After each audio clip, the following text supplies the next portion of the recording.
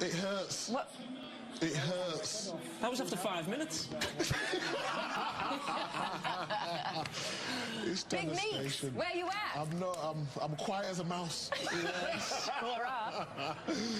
Oh, you know, we nearly got our Christian Pulisic moment, didn't we? Let's take a look at this. He had a great opportunity. Just couldn't put it in the back of the net, but take a look. It's those faced legs. When you got those opportunities, those players that they can have similar roles, so he comes on and it's just that aggression in going in behind the back four, and it's just so unfortunate. Ederson, if you see him here, comes out really well and he closes his angles. It's just very unfortunate. It would have been a big moment, but it wasn't needed to win. And that you're seeing is Hershey, Pennsylvania, Mannheim, actually, to be precise, which is, of course, his hometown. We also saw the Football Factory in Manhattan, in New York, full of Chelsea supporters. If you're watching this evening, hi, thanks for joining us. Good to have you with us. Let's talk about an unfortunate incident that I think we do need to discuss, which is Kevin De Bruyne, obviously an awful injury. When Rudiger just clattered into him, it felt like a very cynical foul, Roberto. It is.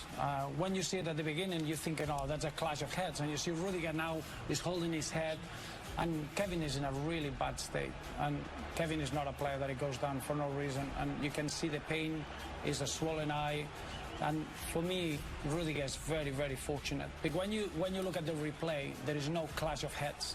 He's properly leaving the shoulder against Kevin, and you can see him.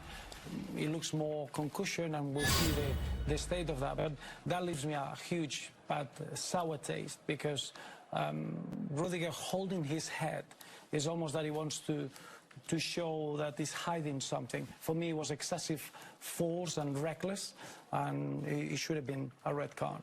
I mean, he's a key player for Manchester City, so that was really disappointing for them. He's a key player for you as well in Belgium, the national team. I know that your first game isn't until the 12th, and I think you'd given him an extra few days off so that he could regroup after the Champions League final. What does this make you think? Will that affect you?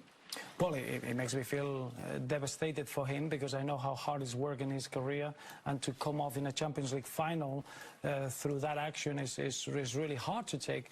Obviously, then I'm not looking any further. I know that over the next few days, well, a few hours, we'll know the extent, but it's just for Kevin De Bruyne not to finish the final is a really sad footballing moment from that point of view. Definitely. Fingers crossed for him, and fingers crossed that you can still get him involved with you in Belgium at the European Championships. It'd be big to see him back for that, wouldn't it?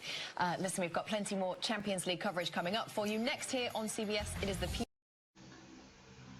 CBS, but our Champions League post-match party is just getting started, and it is going to continue for another hour. We would love for you to join us. We're going to get Micah a drink, don't worry. We'll pick his spirits up. He'll be in a better place. So let me tell you how you can join us if you do want to do that. For those of you who are watching on Paramount Plus, many of you are going to be taken to that golf tournament. No worries, though. If that does happen, just go to CBS Sports HQ, which is available for you on Paramount Plus. It's easy, don't worry.